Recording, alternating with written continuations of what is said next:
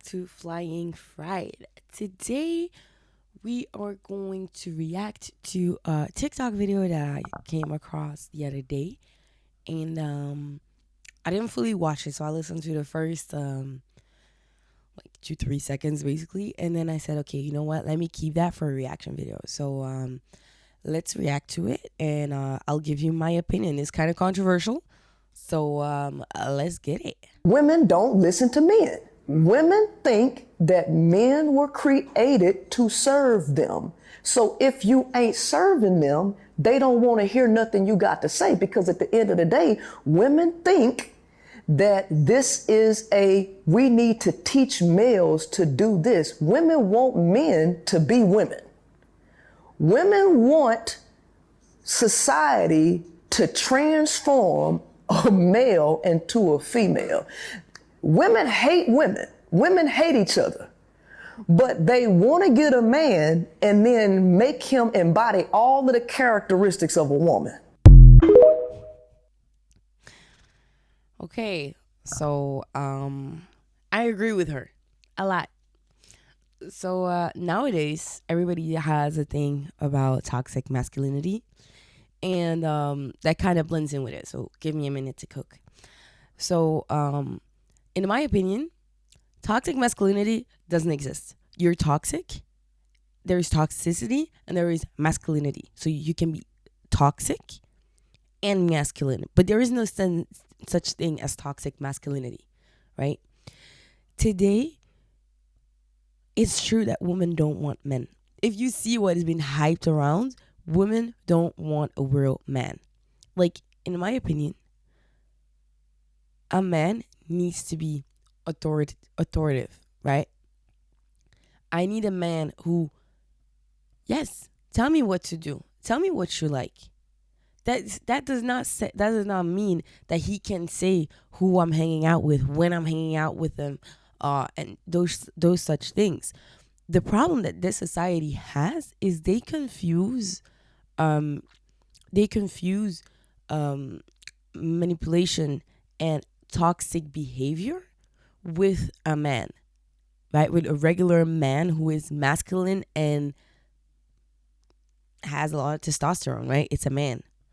To be honest, if a man tells you don't wear this, there's a reason why he says don't wear this, especially if you're not with him. Because men are men. Men know how other men think, right? And maybe he wants you to keep a little bit of skin for him and not show everybody else that skin, right? Like, he's your man. He knows why he's telling you certain things. And I'm not talking about the sense of like he comes home and he's like, oh, woman, go cook me dinner. Like, that's not what I'm talking about. That's not what I mean at all, right? But also that's a different topic, right? So let me not get into that one right now. But in general, if I am dating a person that I have to teach things and teach how to be a man and teach him this and try to reform him and remodel him, that is not why I'm with him. Because then I am acting as a mother, not as a wife or girlfriend, whatever, right? That is something. There is a quote that kind of stayed with me, and that I also tell my girls. If a woman is with a man and she acts like a mom, she's with the wrong man, right? A woman, if she can act like a girl, and feminine and vulnerable, she is with a man and not a child. Because if she has to be acting like a mom, like don't do this, go do that, how are you even attracted to that person? You're raising that person, which is that's not how you are with your partner.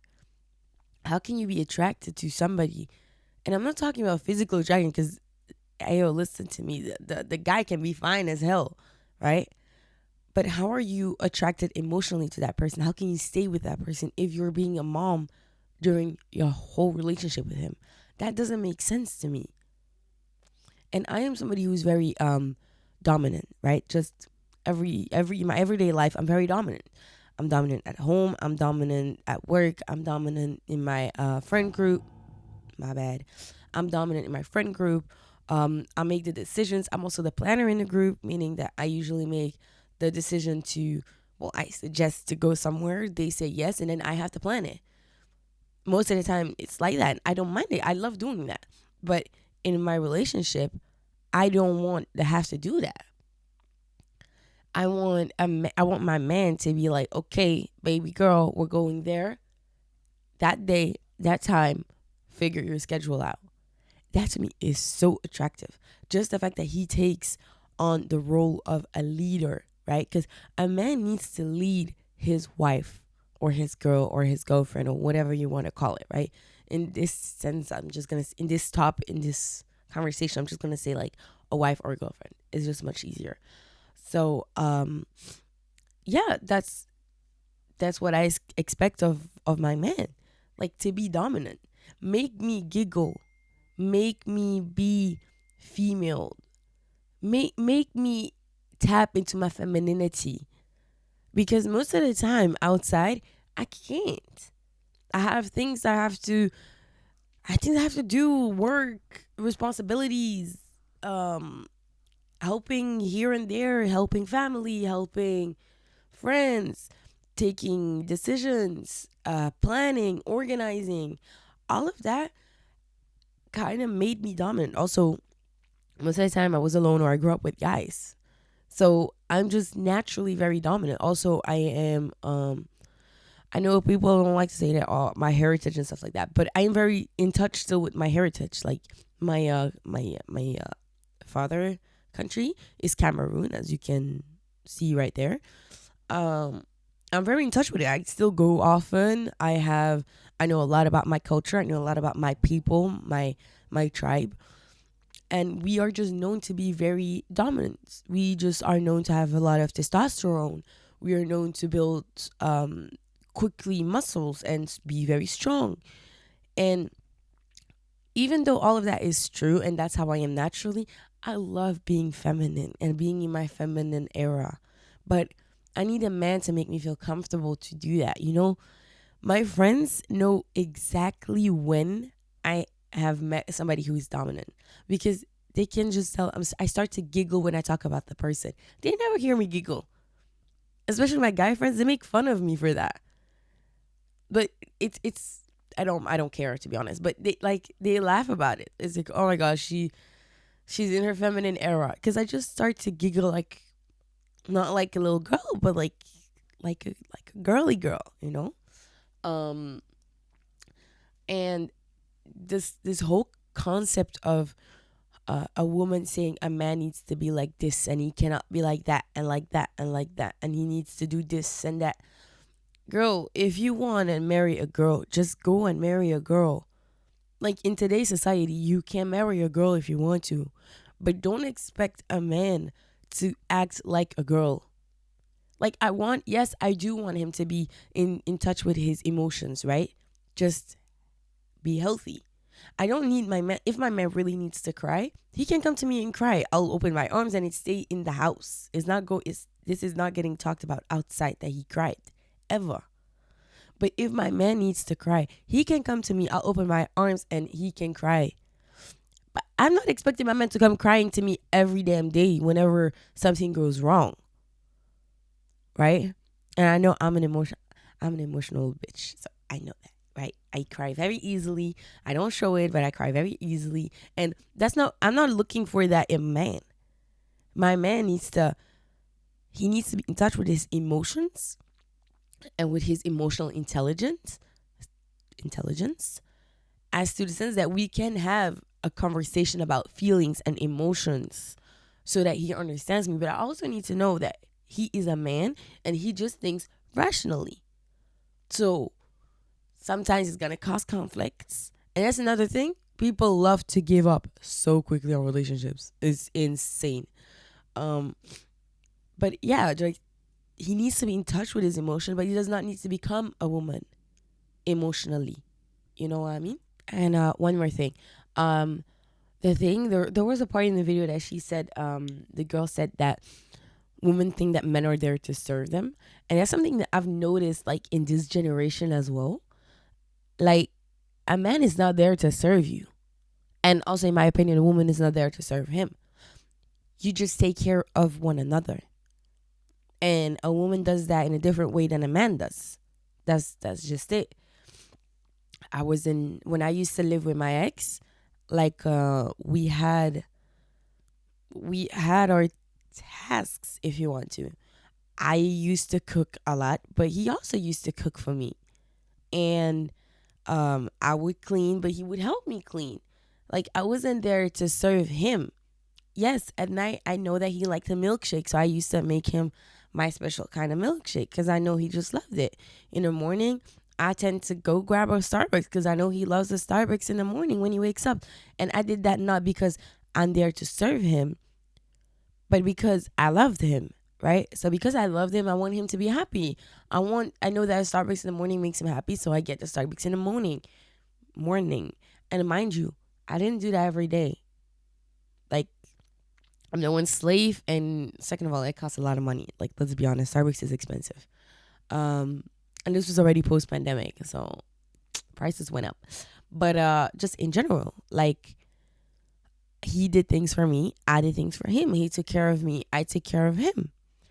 It's like that's just regular things a couple do in everyday basis. Like you take care of each other. Nobody's there to serve another. Nobody is there and says, "Oh, what do you bring to the table?" This is a relationship. That's not how it works. If you're looking for what I bring to the table, you're looking for an employee. That's I am not that employee. Okay, if because this whole talk about what do you bring to the table? Oh, I don't do 50-50. Baby girl, we live in a society where you have to go 50-50. That doesn't mean literally 50-50 in everything. Like you split every cost in half. Figure out how it works for your couple, for your relationship, and that's okay. 50-50 means everything, but a relationship is not 50-50. A relationship is 100%. It's not I put a 50, you put a 50. No, no, no, no. It's 100. Together you need to come to 100. There are days where not everybody has enough energy. So might be days where your man comes home and he can only give you 30. Well, then, girl, you need to step it up and put in the 70.